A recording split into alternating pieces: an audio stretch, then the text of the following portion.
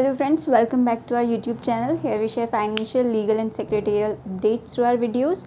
So if you haven't already subscribe to the channel. And in today's video हम आज बात करेंगे foreign inward remittance की.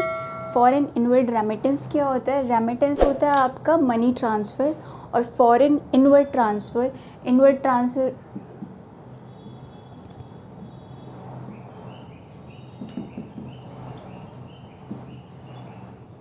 इसके आगे एक वर्ड है फॉरेन, यानी कि फॉरेन से जो भी पैसे आ रहे हैं टू इंडिया,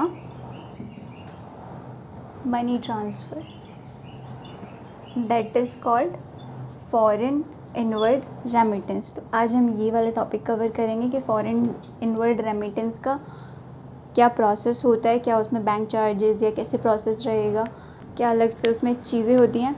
तो फॉरेन इनवर्ड रेमिटेंस के लिए बेसिकली जब भी बाहर से कोई भी पेमेंट आ रही है, या आप बाहर कोई भी फॉरेन एंटिटी को या फॉरेन गवर्नमेंट को या कहीं भी डोनेशन या कुछ भी कर रहे हो, तो उसके बेसिकली काफ़ी सारे रूल्स होते हैं जो कि आरबीआई बनाता है और इन्फोर्स करता है. तो आरबीआई के फॉरेन इनवर्ड रेमिटेंस के लिए भी कुछ स्पेसिफाइड रूल्स हैं, जैसे कि फॉरेन इनवर्ड रेमिटेंस किन किन ट्रांजेक्शन्स के लिए होता है. बेसिकली फ़ॉरेन इनवर्ड रेमिटेंस आपका होता है एक तो जब भी कोई एनआरआई पेमेंट करता है अपने पेरेंट्स को फॉर वेरियस एक्सपेंसेस या ट्रैवल एक्सपेंसेस के लिए, एजुकेशन, टू सपोर्ट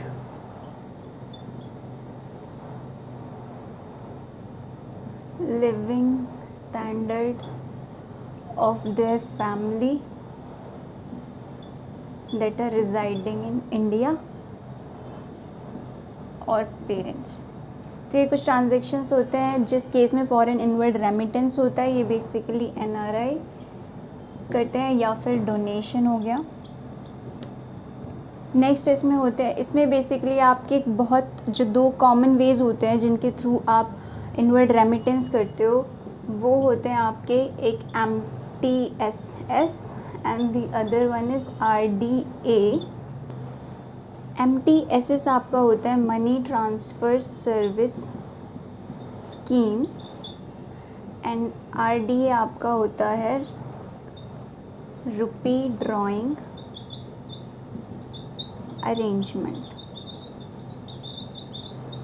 इन दोनों में कुछ फ़र्क ये होता है कि जब आप आरडीए के थ्रू करते हो तो पर्सनल पर्पस के लिए जो भी ट्रांजैक्शन आप कर रहे हो उसमें कोई लिमिट नहीं होती है. There is no upper limit, कितने भी अमाउंट का आप ट्रांजैक्शन कर सकते हो.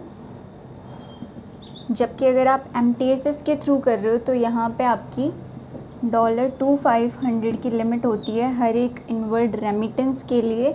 और इसमें एक और चीज़ होती है कि पर ईयर आप सिर्फ 30 ट्रांजेक्शन्स कर सकते हो MTSS के थ्रू.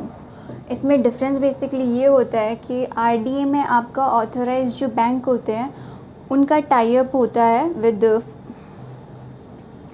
फॉरेन, वहाँ पे जो प्रिंसिपल एजेंट्स होते हैं जो कि फ़ॉरेन एक्सचेंज का काम करते हैं, या वहाँ पे स्पेसिफाइड कुछ रूल्स होते हैं जिनके अंडर उनको कंप्लाई करना होता है या रजिस्ट्रेशन लेना होता है, उनके साथ आरबीआई नहीं, ऑथराइज्ड बैंक्स का टाई अप होता है. और इसमें आपका क्या होता है, इसमें बेसिकली जैसे वहाँ पे एजेंट्स होते हैं, यहाँ पे इंडिया में भी एजेंट्स होते हैं, और फॉरेन में आपके यहाँ पे प्रिंसिपल होता है, ओवरसीज़ प्रिंसिपल.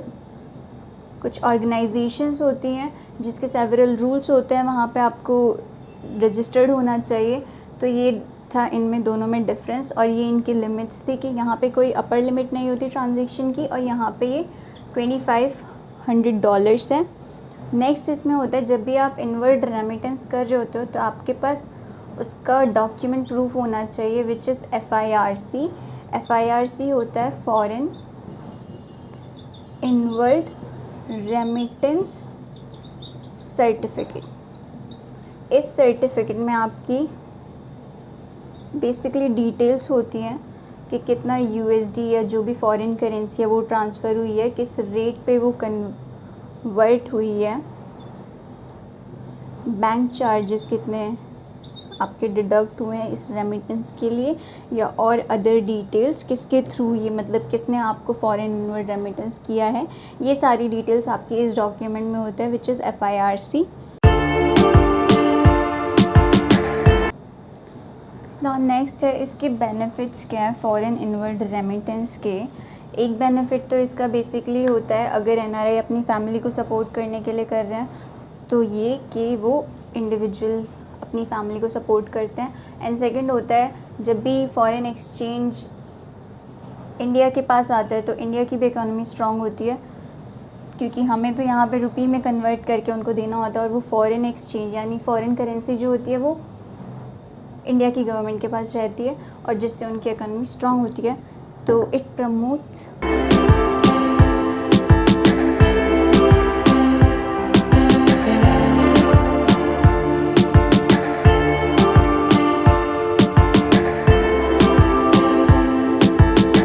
नेक्स्ट है कि इसका प्रोसेस क्या है। तो इसका प्रोसेस ऐसा कुछ अलग नहीं है। इसके प्रोसेस में जो भी रेमिटर है उसको आपको अपने अकाउंट डिटेल्स देना है, जो नॉर्मली किसी भी ट्रांसफ़र के लिए आप देते हो। अकाउंट डिटेल्स देना है, वो आपको ट्रांसफ़र करेगा। आपका जिस भी बैंक के थ्रू ये होगा तो आपके पास SMS आ जाएगा कि आपको कोई भी फॉरेन इनवर्ड रेमिटेंस रिसीव हुआ है। देन उसके बाद बैंक आपका ये प्रोसेस करके जिस भी रेट पे, जो भी कन्वर्जन रेट होगा उस डेट के हिसाब से या बैंक के हिसाब से, वो उसको कन्वर्ट करके आपके बैंक में क्रेडिट कर देगा। और जो भी चार्जेस होंगे, ये सारे बैंक्स के अलग अलग चार्जेस और अलग अलग रूल्स होते हैं इसके रिगार्डिंग, तो वो बैंक आपको बता देगा और उसी रेट पे कन्वर्ट करके आपके बैंक में ये पैसे आ जाएंगे। सो ये था फॉरेन इनवर्ड रेमिटेंस के बारे में। अगर आपको कोई डाउट है तो आप प्लीज़ हमें कमेंट बॉक्स में ज़रूर बताएं, हम आपका डाउट सॉल्व करने की कोशिश करेंगे। And if you found this video informative, please like, share and comment on the video, and do subscribe our channel for the same videos. Thank you.